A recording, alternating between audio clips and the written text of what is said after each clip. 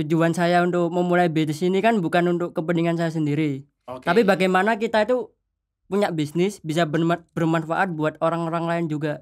Bahkan sempat berantem sama keluarga juga karena gitu. orang tua lebih mendukung kerja. Udah kerja di pabrik aja, gaji tetap. Responnya orang tua sih kayak gak mungkin bisa gitu.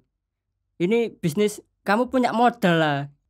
Aku ada cita-cita ini sih, pingin mendirikan kayak foundation gitu, Budalin Foundation yang nanti di mana itu bisa mantap. bantu anak yatim, terus kayak pondok-pondok pesantren seperti itu. Jadi kita bekal di dunia juga bekal di akhirat juga.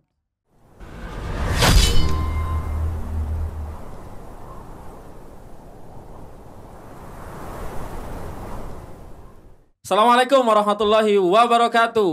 Waalaikumsalam warahmatullahi wabarakatuh. Farhan, CEO of Budalin ID, benar ya? Ya, betul sekali. Luar biasa, apa kabarnya? Alhamdulillah baik. Masnya sendiri bagaimana? Alhamdulillah. Jadi kita pertama ketemu itu di event ini ya, namanya apa itu? SJF Sidoarjo Youth Festival. Ya. Itu diadakan sama Dispora Sidoarjo ya. Betul. Dan alhamdulillah keren sih, tak lihat idenya luar biasa, inspiratif. Dan saya yang bikin kaget sebenarnya pertama kali lihat sampean itu, jujur ya Mas ya, sorry Mas. Iya, enggak apa-apa. Saya pertama kali lihat, oh ini yang datang ini programmernya ini disuruh datang. Ternyata pas kenalan sama Mas Farhan, ternyata Mas Farhan adalah CEO-nya dan saya sempat, wih Mas Farhan ya ternyata yang CEO. Kemudian saya ngobrol sama sampean toh ya. Betul. Ternyata sampean cerita sampean adalah lulusan SMK. SMK, betul. SMK dari Blora, SMK Negeri 1 Blora. Blora itu daerah Jawa Tengah. Jawa Tengah ya? Iya. Oke. Yang biasanya CEO itu biasanya kan anak apa? S1, S2, S3 gitu ya. Ternyata saya ketemu sampean luar biasa, ternyata anak SMK. Betul. Bisa. Benar kan? SMK bisa seperti yel-yelnya. Yel-yelnya SMK. Betul. Luar biasa. By the way Mas Farhan. Iya. Lulusan SMK itu biasanya kan diproyeksikan atau ditujukan untuk orang-orang yang ingin bekerja. Betul. Namun Mas Farhan ini apa ya, bukan salah sih, tapi mengambil jalur yang lain ya, yaitu untuk memutuskan untuk menjadi entrepreneur, yang khususnya istilahnya sekarang CEO yang lagi ngetrend sekarang ya, luar biasa. Apa Mas Farhan yang membuat Anda meninggalkan apa yang diimpikan oleh teman-teman Mas Farhan sebagai pekerja ketika lulus, kemudian lebih memilih untuk menjadi CEO? Jadi gini, sebelum saya terjun di dunia bisnis ini, dulu itu lulus SMK saya langsung memutuskan untuk merantau ke Surabaya. Dan itu pun nggak langsung dapat kerjaan. Saya hampir setiap hari itu membuat 20 amplop lamaran kerja. Buat ditaruh-taruh di pabrik-pabrik. Bahkan ada job fair pun saya udah nyediakan 20-30 amplop. Gak tahu itu diterima atau enggak. Sorry. Lulusan apa pada saat itu? Lulusan SMK. Baru lulus. Jurusan? Oh, jurusannya multimedia. Oh, multimedia. Multimedia itu ini ya, fotografi, gitu-gitu ya? Videografi, editor juga. Terus videografi, banyak lah yang dipelajari itu. Kemudian ngelamar sana sini dapat. Cuma itu PT-nya itu seperti kayak PT perusahaan saham trading forex gitu. Jadi disuruh nyari nasabah. Apa namanya, pialang ya? Pialang berjangka. Ya. Bayangkan coba, baru lulus SMK masih minim relasi, masih polos-polosnya, masuk ke dunia situ. Gak taunya kerjanya itu disuruh nyari nasabah yang harus invest ratusan juta. Tapi BTW konfirmasi ya, benar gak menurut sampean pialang itu emang nyari lulusan fresh graduate? Iya, yang disasar itu semua. Soalnya pada masih polos ya. Kemudian dimasukin ayo biasanya ini ya Pak, dijanji-janjikan. Iya, diiming-iming ini sih bagian kayak programmer gitu, Wah. Saya tertariknya di situ. Gak taunya jadi nasabah semua. Jadi ada yang S1 juga, S2 juga. Jadi sama-sama gak taunya itu disuruh nyari pialang nasabah gitu. Iya. Jadi kita sebagai fresh graduate mesti hati-hati ya, gitu. Dalam mencari pekerjaan, perusahaannya apa gitu ya. Betul. Kemudian apa yang sampean putuskan ketika sudah tahu, oh ternyata ini pialang gitu? Saya pas kerja 2 minggu di sana, akhirnya kabur. 2 minggu? Resign tanpa pamit. Iya. Ijazahnya gimana terusan? Untungnya itu nggak pakai ijazah, nggak nahan Oke. ijazah, cuma lamaran fotokopi biasa. Jadinya saya bisa kabur sewaktu-waktu. Akhirnya kabur. Kabur Kemudian terus kerja apa? ngelamar kerja lagi. Kebetulan itu bapak saya kan kerja di suatu PT juga. Oke. Nah, bosnya itu kenal sama manajernya Oh, punya PT, berarti. orang dalam ibaratnya. Oke, siap. Saya kira saya naruh di situ, akhirnya diterima. Namanya di PT Aneka Tuna Indonesia Pandaan. Kerja di situ selama 4 tahun. 4 tahun terus. Sampean kerja 4 tahun. Iya, selama 4 tahun. Jadi ini sih bagian kaleng. Tanpa ini keluar-keluar, loncat-loncat. Fresh graduate kan biasanya loncat-loncat Iya, tuh. tanpa. Sampean 4 tahun ya. 4 tahun di Berarti situ. tipe-tipe karyawan yang ini ya, setia berarti ya. Sebenarnya setia karena ada faktor yang ingin faktor X ya. X-nya, jadi Oke. akhirnya memutuskan untuk nggak perpanjang kontrak. Oke, kemudian itu setelah keluar langsung banting setir atau gimana? Jadi keluar sebelum banding setir ke bisnis itu saya sempat ke Jakarta Oke, selama 4 bulan itu sekitar April sampai Desember. kerja. Bukan, lebih tepatnya ini sih kursus bahasa Jerman di Bahasa Jakarta. Jerman. Ya. Buat apa? Apa tujuannya pada saat Jadi itu? gini, waktu lulus pas mau resign di pabrik, Oke. itu ada orang yang rekomendasiin coba ikut program di Jerman namanya Ausbildung. Di sana 3 tahun. Akhirnya cari-cari info, wah kayaknya prospek nih. Saya daftar. Sorry, apa itu Ausbildung? Ausbildung itu seperti kayak ini, program sekolah sama kerja. Jadi Oke. kita di sana kerja sama di sekolahin sama pihak perusahaannya. Oh iya. Magang iya, ibaratnya. iya. Kemudian akhirnya Akhirnya sampai selesai. sampai selesai kursus Wih, bisa bahasa Jerman berarti. dikit-dikit. Oh, oke. Kemudian Nah, setelah kursus di sana, akhirnya nggak lama kemudian ada corona tiba. oke, Terus akhirnya saya memutuskan, wah ini kayaknya kalau dilanjutin terus nggak prospek. nggak prospek. Karena nggak mungkin ke Nggak mungkin luar negeri. ke Jerman, banyak yang ke pending pemberangkatannya. Saya akhirnya mikir, daripada nganggur bisnis apa ya? Oke. Karena saya lebih suka kayak yang teknologi gitu. Akhirnya saya bikin konsep aplikasi startup. Oke, startup. Ya betul. Startup apa pada saat itu? Langsung budalin atau apa? Bukan, dulu rencananya ingin ke mengarah yang kuliner. Oke, Jadi culinary. aplikasi Oke. khusus mitra-mitra kuliner aja. Oke. Saya rasa kok kurang gitu. Ada yang perlu inovasi lagi. Oke. Akhirnya banyak Pivot. pivot. Oke. Akhirnya pindah. Akhirnya tersusun mateng aplikasi Budalin itu namanya. Mateng, semateng apa? Maksudnya Semateng apakah mateng itu menurut Mas Bro sendiri atau ada tim ya? ya. Dulu masih saya sendiri, belum ada tim. Oh, berarti Budalin adalah aplikasi yang dimulai oleh seorang diri. Iya, Bukan seorang diri. seorang tim. Bukan. Oke. Dan itu pun ngerancangnya saat masih di kos-kosan. Oh, ngekos di sini ya? Bukan, masih di Jakarta dulu. Masih di Jakarta. Sebelum pulang ke Sidoarjo. Konsepnya waktu di mes Jakarta sana, di tempat kursusnya. Terus, kemudian akhirnya jadi? Iya, jadi Desember itu. Desember kan pulang. Akhirnya modal nekat dengan modal pas-pasan, nekat untuk melaunching aplikasi Budalin itu. Sendiri. Bahkan mulai dari rekrutmen rider pertama itu saya bukan di rumah, ketemuan di luar. Jadi sistem kayak rekrutmennya itu di Rola Cafe. Sorry, startup itu kan yang Samen kerjakan itu kan berbasis aplikasi. Iya, betul. App based ya. Iya. Itu apa? Maksudnya siapa yang mengerjakan memangnya? Kan Samen kan bukan programmer, anak multimedia toh? Ya, multimedia. Jadi gini, saya kan punya relasi-relasi. Dia tuh bisa kayak pengembangan aplikasi gitu. Samen bayar? Bayar. Oke. Bayar, tak suruh aku butuh nih aplikasi seperti konsep ini. Akhirnya digarap sama dia. Dulu cuma 4 fitur. Di motor, mobil, kuliner sama pengiriman. Itu aja. Kemudian sampai sekarang jadi 12 fitur. Wih, luar biasa. Seperti yang di brosur ini. Oke, sorry. Saya potong. Ya. Startup ya. Ini sangat sangat menarik ya. Meskipun sudah dari dulu istilah ini ya. Tapi sekarang apalagi munculnya drakor ya, drama Korea startup.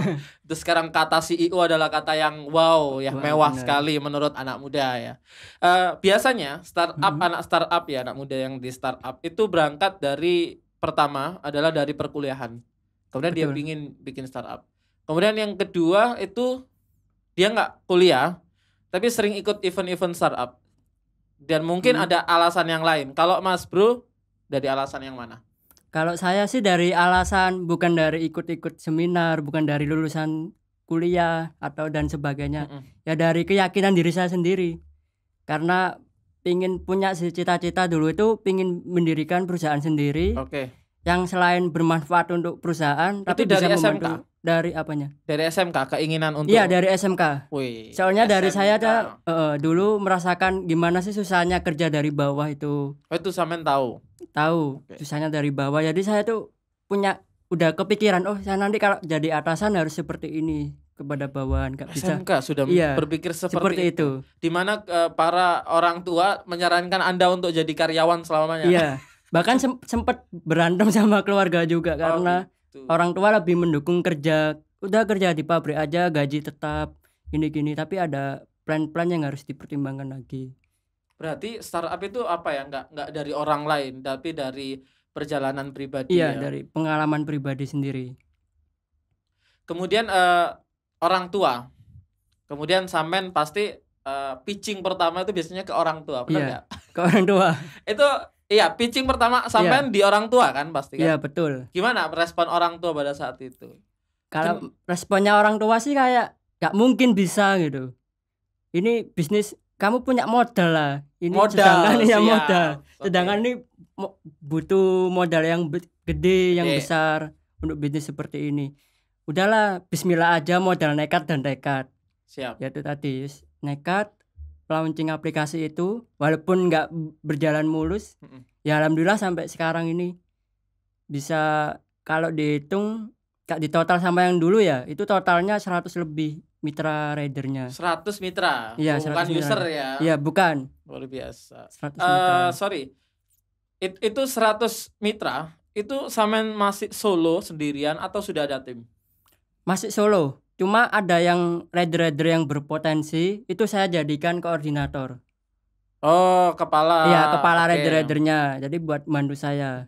Saya mulai terbentuknya tim itu bulan September kemarin di Blora. Baru membentuk tim COO, CMO sama bagian personalia itu baru terbentuk di bulan September. Bulan September tahun lalu. Tahun ini. Tahun ini? Iya, tahun ini, bukan tahun lalu. Berarti selama setahun Budalin adalah seorang Mas Farhan sendiri. Iya, seorang sendiri.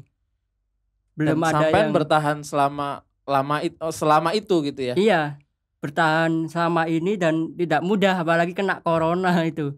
Gitu ya. Iya, corona sempat macet juga. Sorry, ini menarik. Karena saya juga beberapa ide startup ya. Betul. Tapi yang paling sulit adalah survive ya. Tapi sampean seorang diri tanpa nggak kerja kan pada saat itu? Enggak, benar-benar fokus di fokus aplikasi. Di situ. Iya. Itu apa yang membuat sampean yakin selama hampir 1 tahun kan pasti? Iya, hampir 1 tahun sendiri merintis itu. Apa yang membuat sampean yakin it will work? Kalau saya sendiri ya, saya tuh biasanya yakin tuh dari kata hati sendiri. Kalau saya kata hati berkata yakin, ya udah. Kayak ibarat motor itu langsung gas saja gitu. Seperti itu kurang lebihnya. Kemudian pertama kali ketemu tim?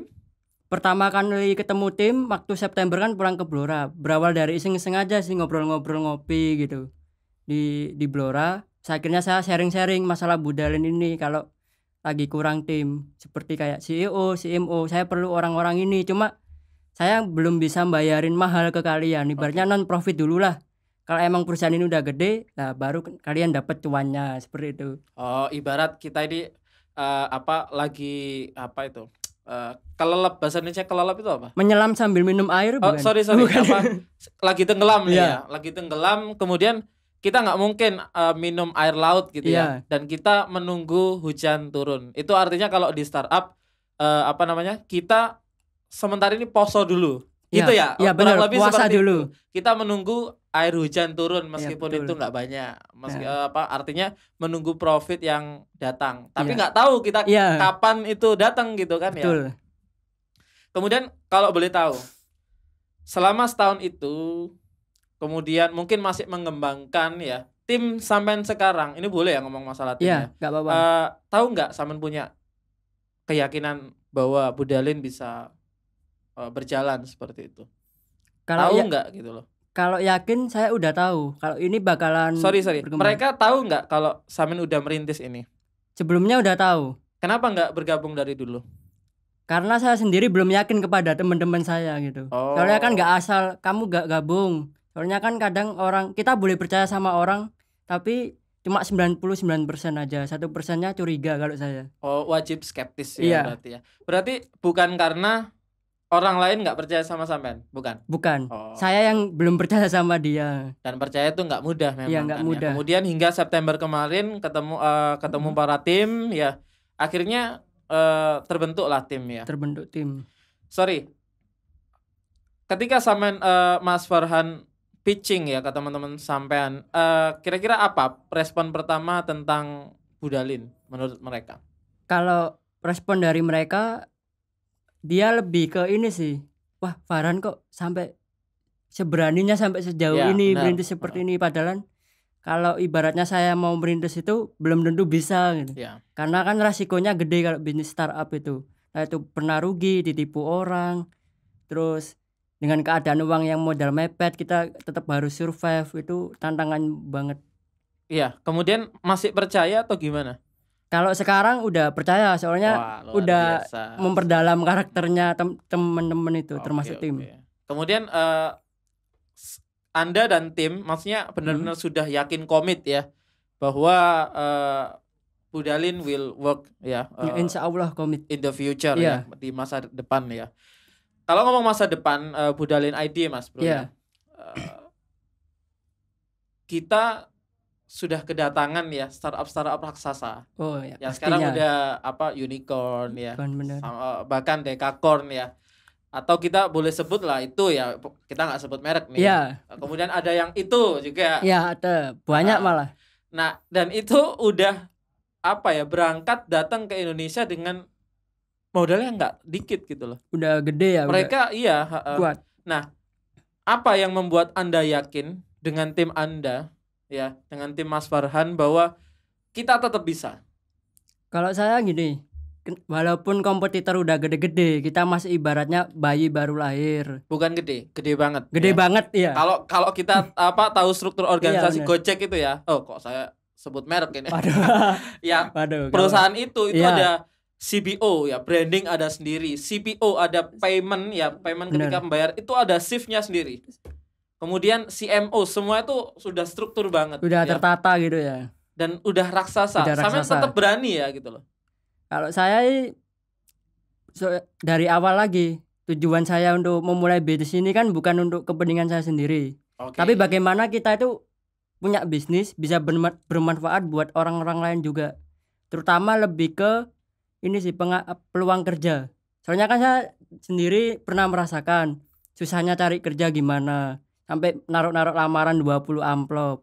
Itu tadi tujuannya untuk membantu orang-orang, maaf nih pengangguran, seperti mungkin yang ingin bekerja tapi masih susah nyari kerja seperti itu. Para ini ya pengendara motor yang belum memiliki pekerjaan tetap, yang jelas, pemasukan jelas, kamu sampean ingin solve ini ya gitu loh. Solve this problem. Kira-kira dari banyak ya bisnis model yang sampean rancang ya, apa problem terbesar yang sebenarnya ingin sampean tuntaskan dengan tim sampean dan sampean yakin itu bakal clear problemnya? Kalau problemnya sih lebih ke ini, ke waktu. Soalnya kan tim saya ini kan ada yang masih kerja, ada yang masih kuliah juga, yang satu profesinya guru, yang satu masih kuliah di Semarang. Jadi waktunya tuh nggak bisa konsisten gitu, masih terbagi-bagi. Startup banget ya. Iya startup banget, bener-bener bayi banget. Oke lanjut. Terus kemudian problem terbesarnya salah satunya itu. Yang kedua lebih ke modal. Bagaimana caranya kita dengan modal pas-pasan itu masih bisa survive. Oh iya modal ya. Menarik ini ya. Modalnya ada yang nyuntik atau bootstrapping atau scratching atau mulai dari dana sendiri? Awalnya dari dana sendiri. Terus seiring berjalannya waktu ya ada dari teman deket, relasi gitu yang ingin mensupport aplikasi Budalin. Ya nggak banyak nominalnya, setidaknya bisa membuat ini berkembang. Oh, bukan dari equity atau perusahaan investasi, belum ya?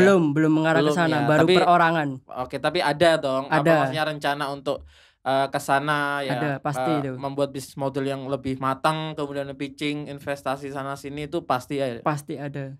Dan yakin ya. Insya Allah yakin, harus yakin. Soalnya kalau nggak yakin sama aja kita mau jalan itu kayak saya bisa jalan nggak sih? Emang Harus apa bisa yang buat yakin. Anda yakin ya bahwa pitching Anda, masalah Anda yang Anda bawa, solusi yang Anda bawa itu dipercaya oleh para investor tanda kutip yang sudah perusahaan ya, bukan perorangan?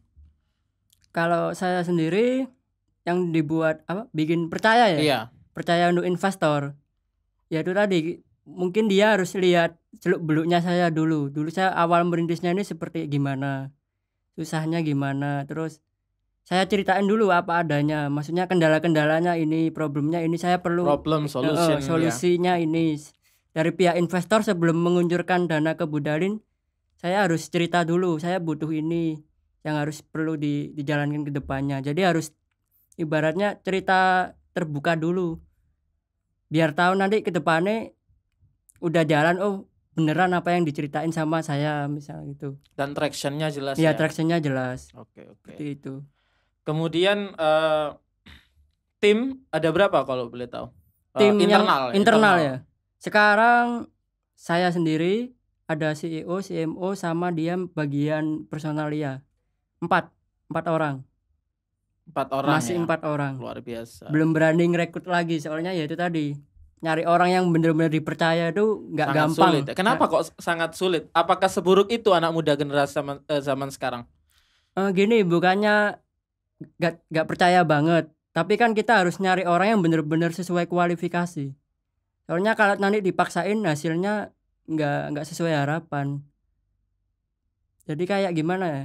Misalnya nih masnya kita baru kenal, yaudah besok mau jadi CTO ku nggak, asal ngerekrut tapi nggak taunya ingin di belakang ingin menjongkrokkan, kita nggak tahu. Iya. Impostor ya. akhirnya. Orang yang ingin mengambil keuntungan sendiri. Sorry Mas, tak potong ya. Ini luar biasa sih, seorang Farhan ya, usia 24 tahun lulusan SMK bisa sejauh ini ya. Ini kan butuh ilmu Mas. Nggak bisa lulusan SMK langsung jret gitu. Nah, di mana sampai paling sering belajar, mengambil ilmu, mengambil inspirasi, di sekolah kah, di online course kah, atau di podcast kah? Mungkin podcast Azumar mungkin. Di mana kira-kira paling besar? Kalau saya itu muncul ide di saat lagi jenuh. Kalau lagi bukan. Kita nggak ngomong soal ide, tapi kita ngomong soal mental. Karena sampean sudah berhasil bertahan 1 tahun. Ini adalah mental menurut saya. Kalau sekedar ide, anak muda sudah beribu ide gitu ya, sampai kepalanya mau pecah kalau ngomong ide ya.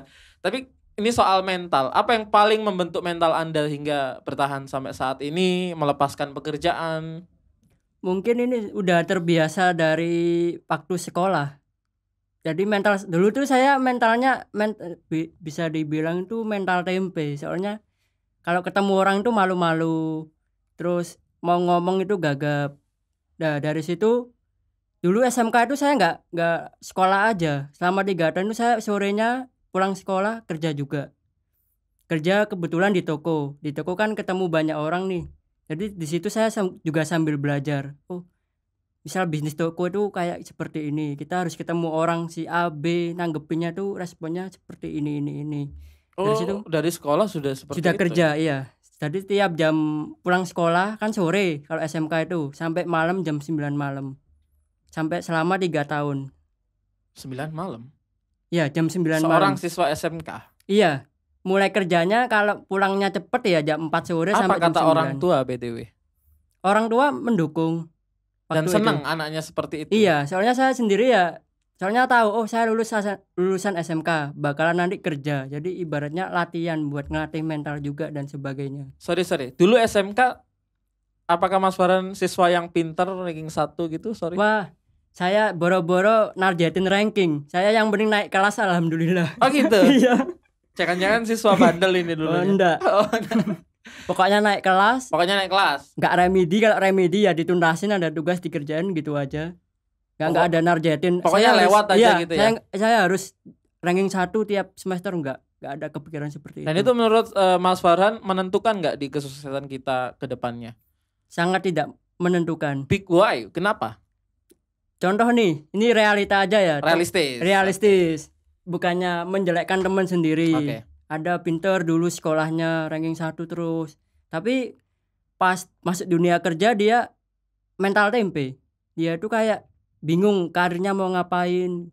Jadi dia pinternya di sekolah tapi terjun dunia kerja itu bingung mau ngapain gitu. Sebaliknya.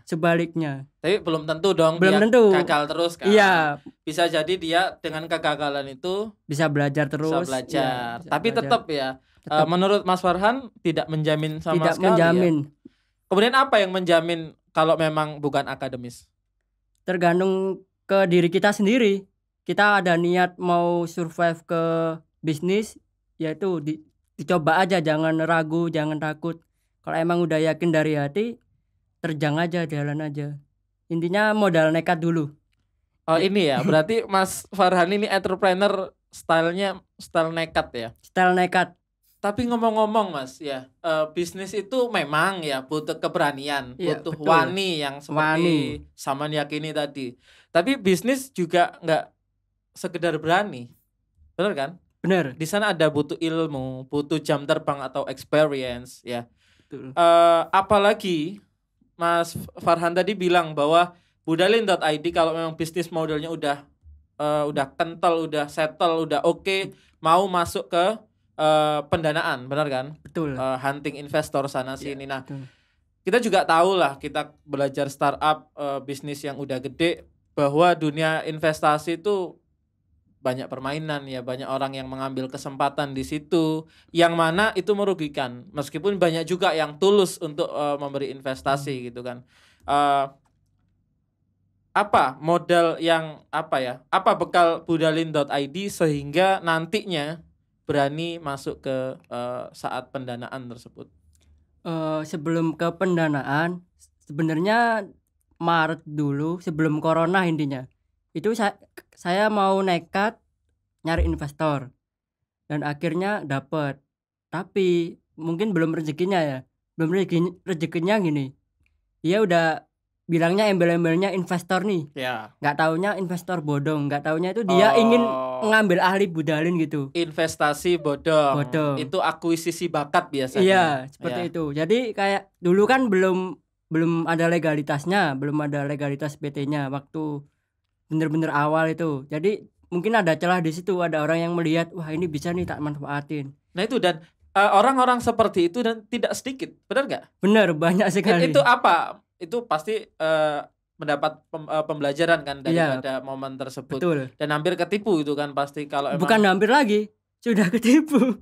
Saking semangatnya saya, wah dapat investor nih, pingin gerak cepat. Nah itu yang ingin saya garisbawahi di pertanyaan saya tadi. Nggak hanya wani, tapi juga kehati-hatian, experience, pengalaman, jam terbang, kegagalan orang lain, kita bisa belajar dari orang lain. Apa yang Samen bawa ketika next ya pendanaan selanjutnya? Ya belajar dari pengalaman lagi deh. Oh dulu saya pas udah ketipu ternyata bukan investor real.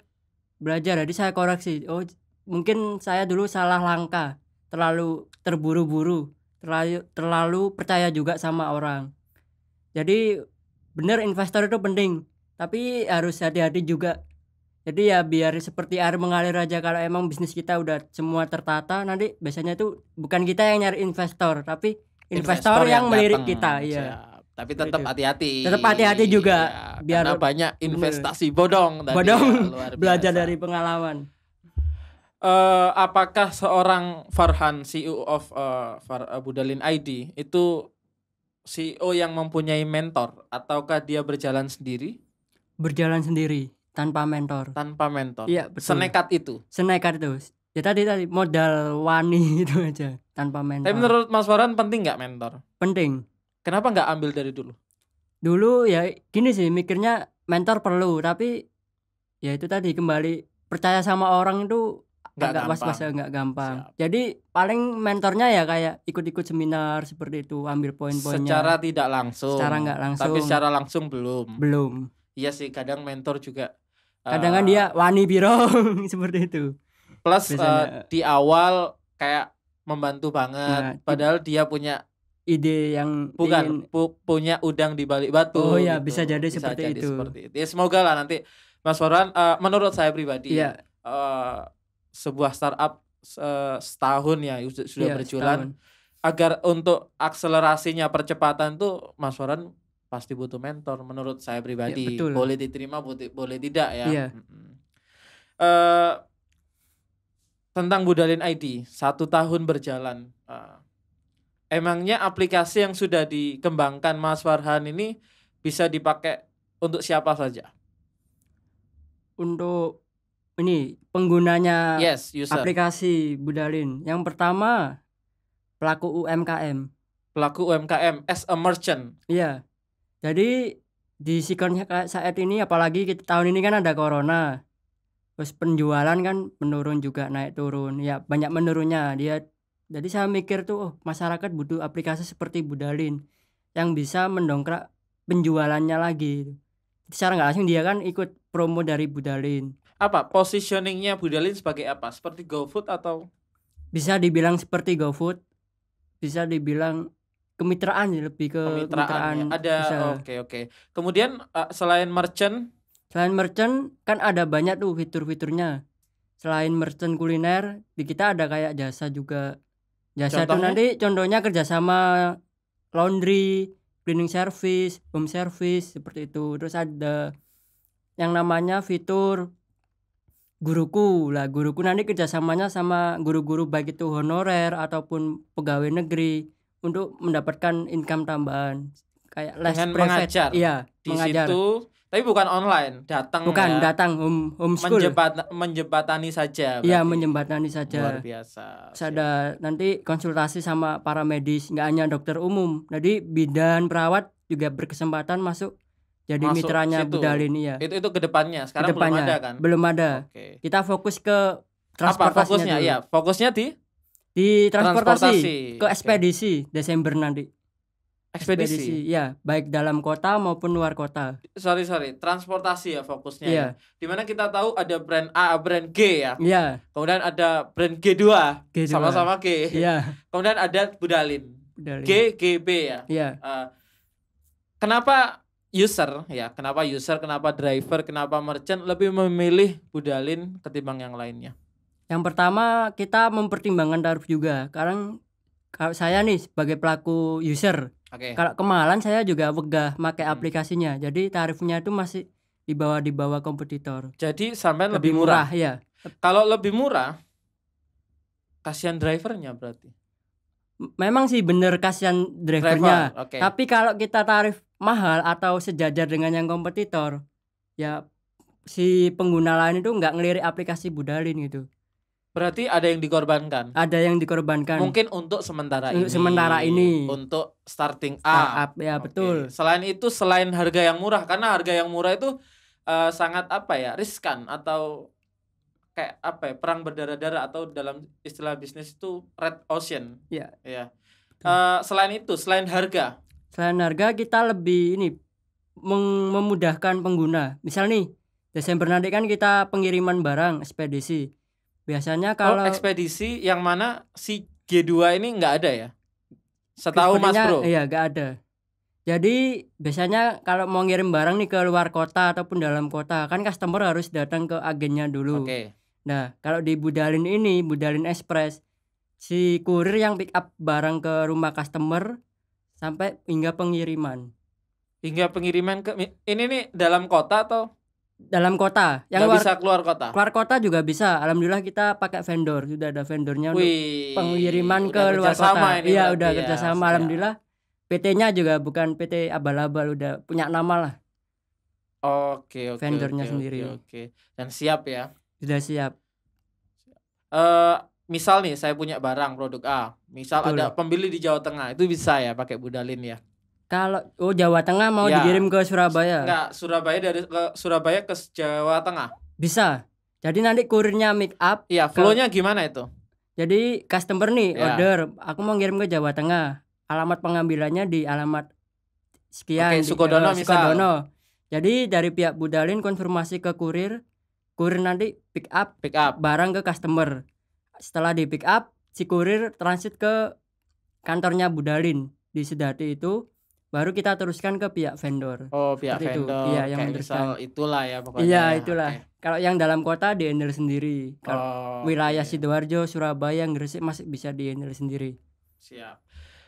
5 tahun lagi Budalin jadi seperti apa menurut Mas Farhan? 5 tahun lagi, kalau prediksi saya nih udah insya Allah go nasional lah. Wah, anak muda ya, Iya, optimisme ya. Tiap kota ada lah di Indonesia. Siap. Emang sudah di kota mana aja Budalin? Budalin saat ini di Surabaya, Sidoarjo, sama Oktober kemarin launching di Blora, Jawa Tengah. Oh, di kampungnya ya. Kampung dulu. Ya. Jadi nanti kita bisa merambat ke Purwodadi, Semarang, Solo, ke kota-kota besar yang di Jawa Tengah. Siap. Seperti itu. Tentang startup yang Samen bangun, Mas. Ini silakan dipilih ya. Betul. Budalin termasuk yang mana? Sorry, ini lebih ke personal aja ya. Mas Farhan sebagai CEO itu lebih ke helping the others atau membantu orang lain atau cari duit? Kalau saya lebih ke membantu orang lain. Soalnya kenapa? Flashback lagi. Dulu saya ngerasain susahnya gimana cara cari kerja. Terus saya sendiri itu waktu sekolah SMK itu nggak biaya sendiri, dibiayain orang lain. Jadi saya belajar dari situ. Oh, dulu aku sekolah dibiayain orang lain. Jadi kedepannya kalau saya sukses harus bisa menyekolahkan anak-anak yang memang membutuhkan gitu. Ini giliran saya. Iya, ini gitu giliran ya. saya. Siap. Untuk membantu orang lain, memudahkan. Ngomong-ngomong, kalau sudah nanti berjalan, pasti uang itu nggak bisa diremehkan. Apakah sekuat itu keyakinan Mas Farhan untuk lebih prioritas untuk membantu orang lain daripada mengejar uang gitu loh? Untuk ini profitnya nanti ke depannya kalau udah banyak. Kalau saya sih tetap fokusnya tetap kemana ini? Fokusnya selain untuk perusahaan, aku ada cita-cita ini sih, ingin mendirikan kayak foundation gitu, Budalin Foundation yang nanti di mana itu bisa bantu anak yatim, terus kayak pondok-pondok pesantren seperti itu. Untuk apa? Bukankah kalau dapat duit banyak itu enak dinikmatin sendiri gitu ya? Di dunia enak, tapi kita kan pasti kembali lagi ke atas, ibaratnya kita bakal mati afterlife gitu. Ya. Iya, afterlife. Siap. Jadi kita bekal di dunia juga bekal di akhirat juga. Seyakin itu? Pasti yakin, insya Allah kan punya yakin. Tim, nggak semua tim itu punya pikiran yang sama untuk membuat foundation tadi. Kalau tim nggak setuju, kan CEO-nya saya, yang punya aplikasi saya. Jadi mau nggak mau Anda harus nurut saya. Iya, Anda kan saya gaji. Apa motivasi Mas Farhan? Kenapa kok harus membantu orang lain gitu? Karena dulunya saya juga ibaratnya itu keluarga bukan dari orang kaya.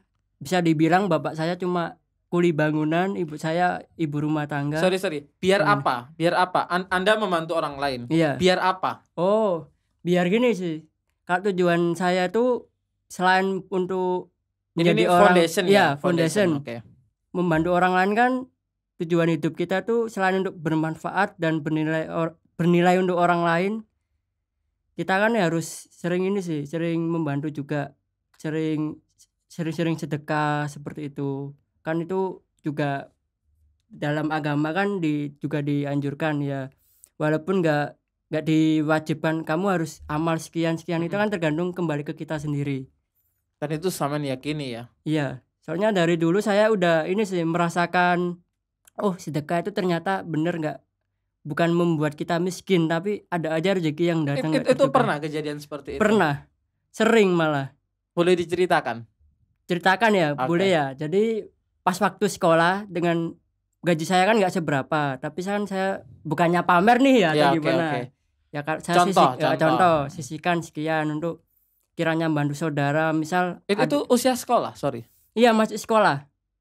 Oke. Jadi sekolah misal nih bantu ada ponakan naik kelas tapi nggak ada duit buat beli tas dan lain-lain, saya kasih semampu saya buat beli.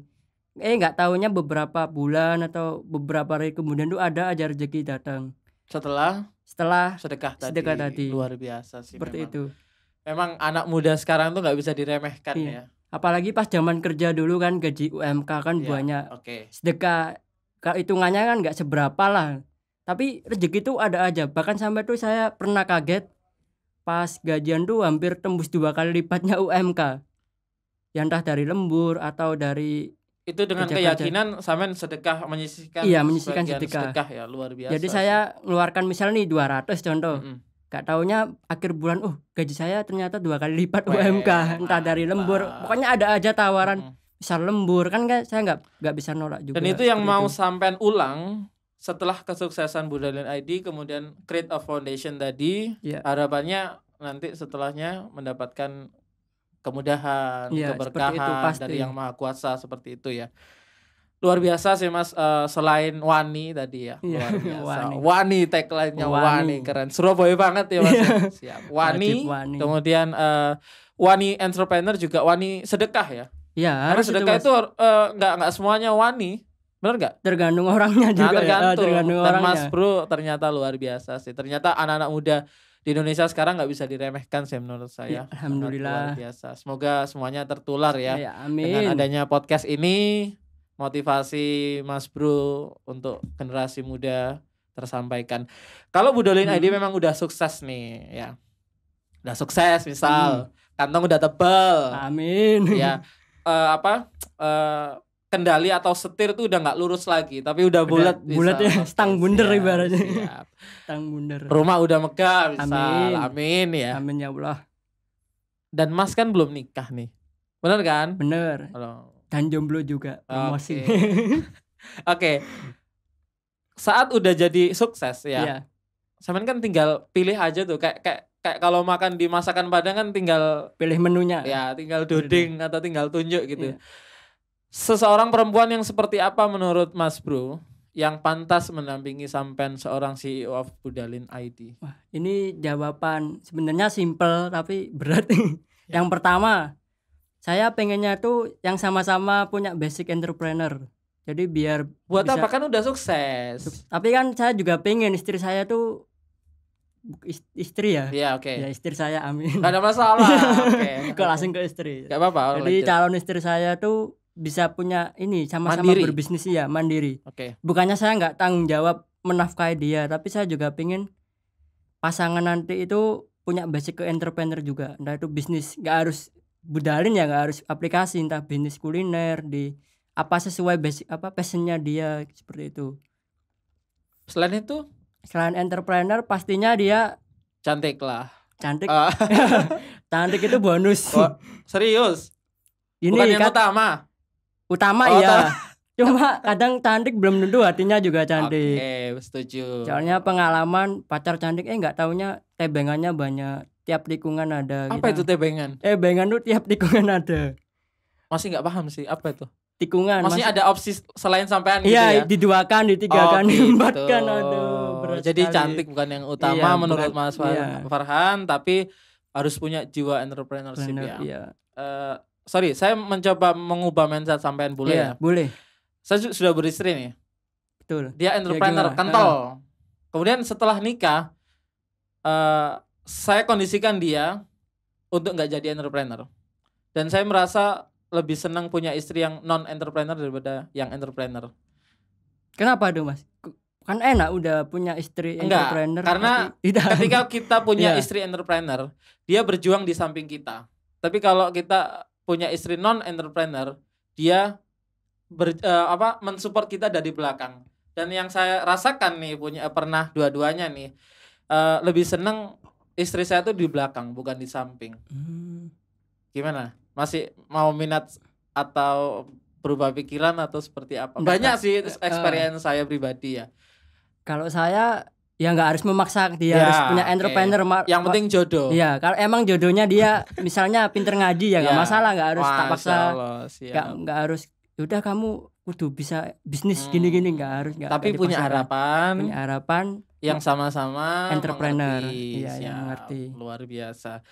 Mas Farhan ya, cukup berat ya obrolan kita kali ini. Terakhir Mas Farhan, terakhir banget. Boleh. Sampai nanti 24 tahun ya, sekali lagi luar biasa. viewer podcast Azumar banyak juga yang anak muda. Mungkin SMA, mungkin kuliah.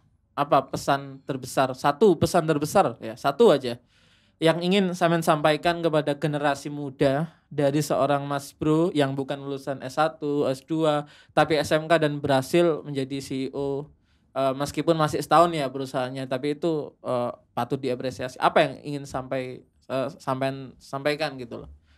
Kalau saya nih pesan buat teman-teman, kalau yang misal yang nggak bisa pingin kuliah tapi nggak bisa kuliah, terus cuma keterbatasan dana, coba aja kita ini bisnis sesuai bakat kita. Sesuai bakat. Biasanya bisa muncul dari situ. Misal kita bakat gambar, bisa tuh dibisniskan. Misal jual jasa gambar yang biasanya kan lagi musimnya gambar-gambar couple atau gambar-gambar orang-orang yang mau wisuda kan bisa seperti itu. Tapi kalau untuk pesannya sih, kalau kita mau melakukan sesuatu jangan ragu gitu aja. Kita coba dulu, wani dulu. Entah itu namanya entrepreneur kan harus berani ngambil resiko, tapi ada perhitungannya juga. Kalau kita masih ragu, tapi kita belum action, sama aja tuh kita banyak omong doang, omdo. Ngecap ya kalau bahasa Jawa ya. Udah punya keinginan bisnis tapi kok cuma di pikiran penuh, nggak diekspresikan secara langsung seperti itu. Karena bisnis yang sukses adalah bisnis yang dimulai. Iya, yang dimulai. Setuju ya? Setuju. Entah itu dimulai dengan keadaan modal banyak, modal dikit, yang penting mulai dulu, action syukur-syukur dapat suntikan dari tempat Betul. lain. Namanya rezeki kan kita nggak tahu. Ya, kita bakal sukses di usia berapa, kita nggak tahu, nggak ada yang tahu. Kita hanya bisa berusaha, bekerja dan berdoa, itu aja. Siap. Satu kata wani ya. Satu kata wani. Luar biasa. Terima kasih Mas Farhan, CEO of Budalina.id. Terima kasih, jazakumullah khair atas sharingnya. Semoga bermanfaat untuk semuanya pendengar podcast Azumar. Salam wani ya. Salam wani. Luar biasa. Assalamualaikum warahmatullahi wabarakatuh. Waalaikumsalam warahmatullahi wabarakatuh.